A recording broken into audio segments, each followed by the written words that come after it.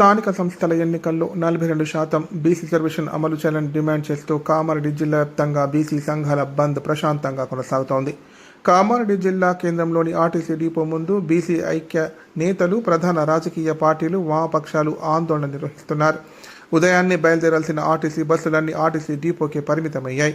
ఈ సందర్భంగా బీఆర్ఎస్ రాష్ట్ర నాయకులు ఎంజీ వేణుగోపాల్ గౌడ్ మాట్లాడుతూ బీసీలకు 42% రిజర్వేషన్లు కల్పించే అంశంపై కేంద్ర మంత్రులు, బీజేపీ ఎంపీలు ఆ పార్టీపై ఒత్తిడి తేవాలని కోరారు.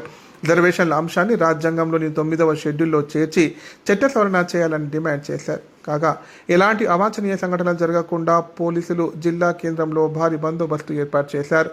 బీసీ బంద్కు మద్దతుగా విద్యా సంస్థలు, వాణిజ్య, వ్యాపార సముదాయాలు స్వచ్ఛందంగా బంద్ను పాటించాయి.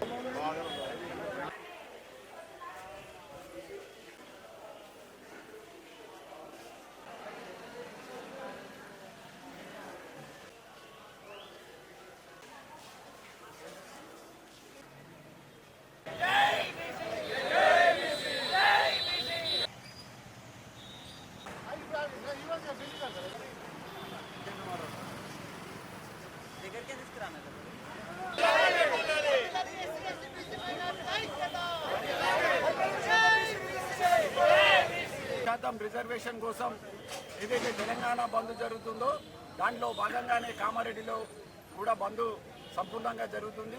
దానికి వివిధ రాజకీయ పక్షాలు, ప్రజా సంఘాలు అన్నీ కూడా మద్దతు తెలుపుతున్నాయి. అంతేకాకుండా కేవలం ఈ 42% రిజర్వేషన్ సాధించడమే కాదు, రేపు చట్టసభలలో కూడా బీసీలకు ఎంత శాతం ఉందో అన్ని సీట్లు కూడా ఇవ్వడానికి అన్ని రాజకీయ పార్టీల మీద ఒత్తిడి తెస్తాము. రేపు ఈ 42% రిజర్వేషన్ అనేది కేవలం రిజర్వేషన్కు కాకుండా చట్టసభలలో రాజ్యాధికారం కోసం కూడా బీసీ సంఘాలన్నీ కూడా చైతన్యపరిచి ఆ దిశగా మేము ప్రయాణిస్తామని ఈ వేదిక మీదకి వెళ్ళి చెప్తున్నాం.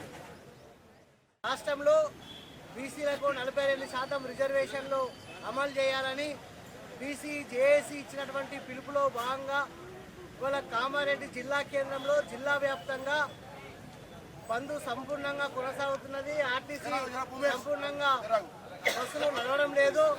ఏదైతే బీసీలకు 42% రిజర్వేషన్లు భారత రాజ్యాంగంలో 9వ షెడ్యూల్ ప్రకారంగా 9వ షెడ్యూల్లో 42% రిజర్వేషన్ అని పొందుపరచాలా.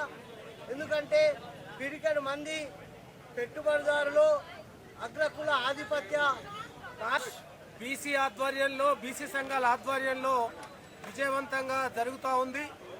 తెలంగాణ రాష్ట్రంలో ఎటు చూసినా కూడా నిర్మానుష్యంగా తయారైపోయింది. స్వచ్ఛందంగా అన్ని బంద్ పెట్టుకోవడం జరుగుతూ ఉంది. దీని ఉద్దేశాన్ని మీరు అర్థం చేసుకోవచ్చు.